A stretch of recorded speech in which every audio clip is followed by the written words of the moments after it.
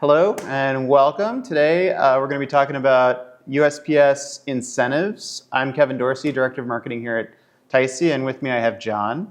John, would you like to introduce yourself and tell us a little bit about your background? Absolutely, Kevin. John Misasi, Vice President of Business Development here at Thysse. Been doing this for 40 years, and in that time spent trying to help clients maximizing value in their direct mail campaigns. That's a lot of experience. Let's get into it.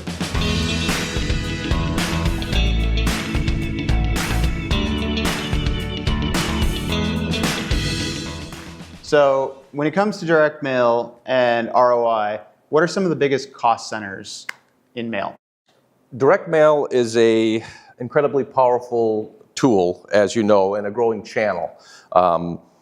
Minimizing costs and producing ROI for our clients is key, and postage is an incredible part of that cost, right? Production's a little bit smaller amount.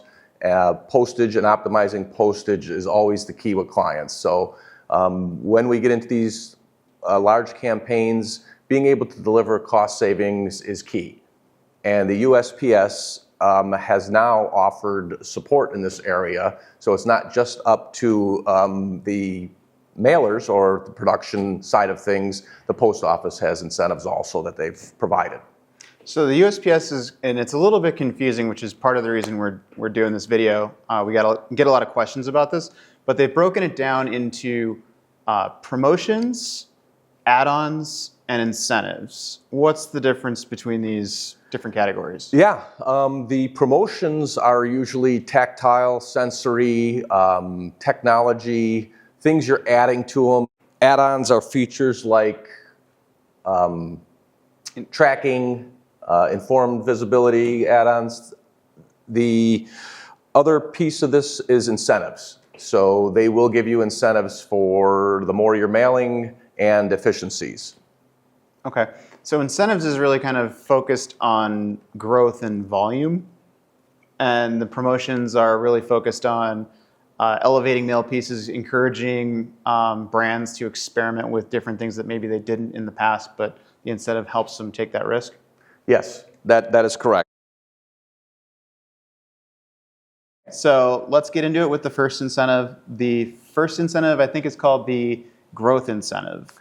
Yes. What's this about? The marketing mail first class and marketing mail growth incentive is a 30% discount on mail pieces 1 million and above mailed. So it's basically put in place to incentivize our clients to do at least 1 million pieces and more. So if you mailed 1 million pieces in 2024, anything above that in 2025 is going to be your 30% discount. Now this is a little tricky, so we've been fielding a lot of questions and digging into the USPS literature on this.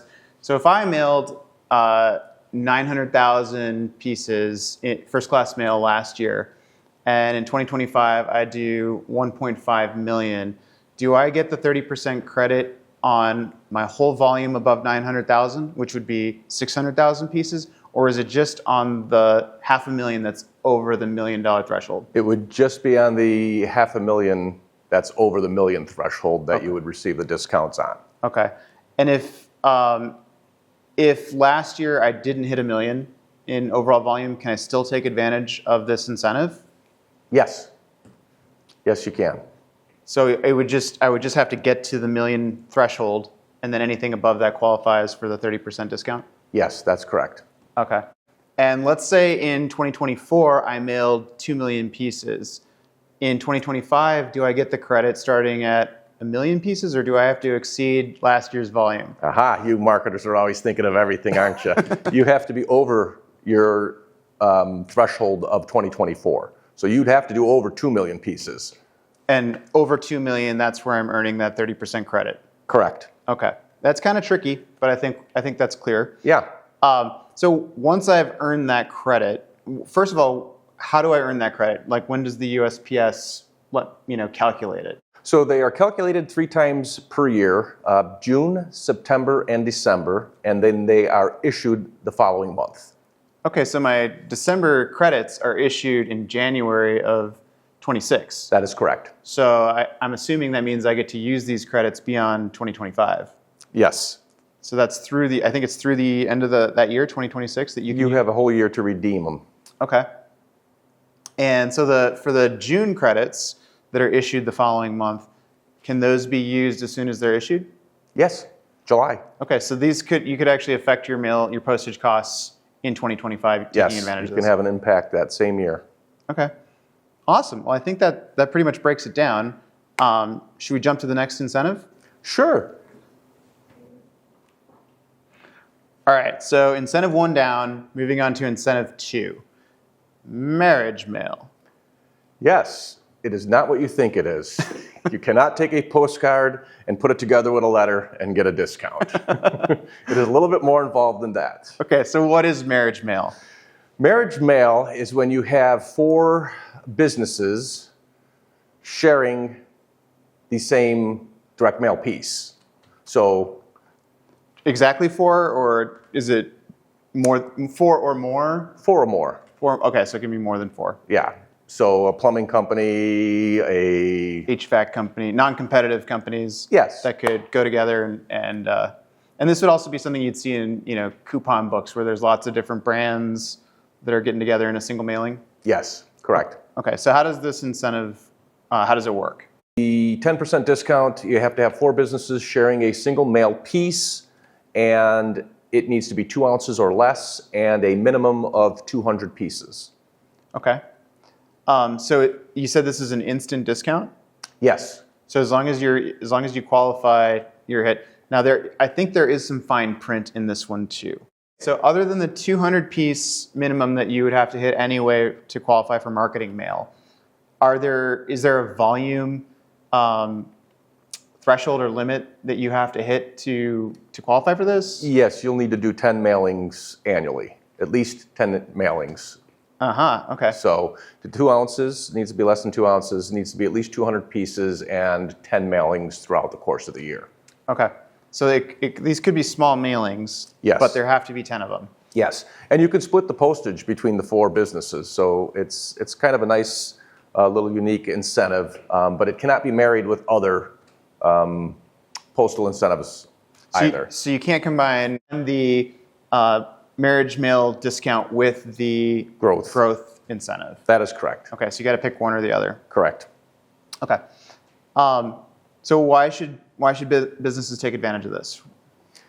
Well, I think that they're always looking to lower costs, right? Production costs, and with the cost of where postage is at, that is a significant savings that they could take advantage of when you're talking about 30% discounts and 10% credits and various incentives that the post office is providing. It far exceeds just a production discount.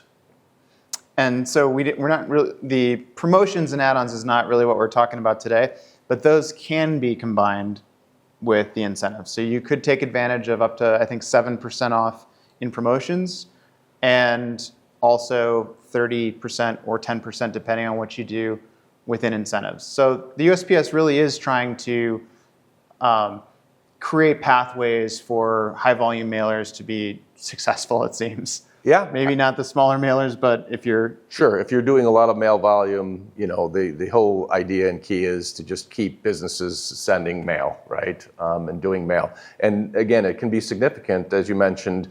If you're in the 7% to 10% discount on postage, it can be anywhere from, 5 cents to 10 cents or possibly more, depending on what you're doing. Per mail piece. Per mail piece. So yeah. Yep, that is a significant cost. This is a lot of great information, John. If somebody wants to get involved and take the first step, what should they do?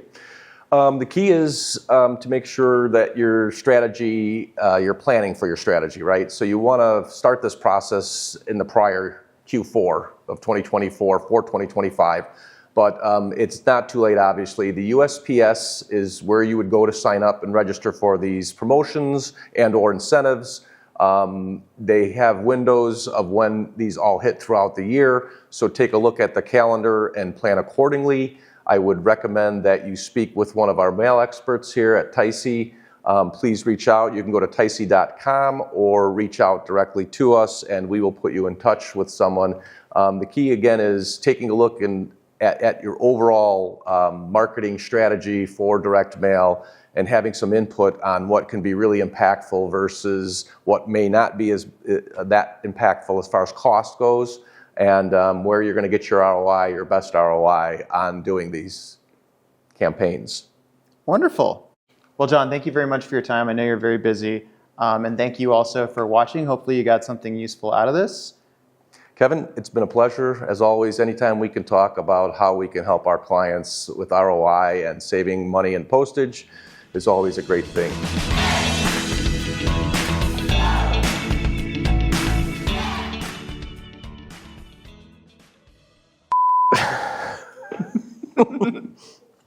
We got my part, right? Yes. I'm good. I had a lot of thoughts just... Squirrel. Yes. Calculate it. That's a great question, Kevin. How does it work? Cut. We'll just lip sync. And bumbled and stumbled, but I hope there's enough good nuggets in there. You just gotta go like, yeah.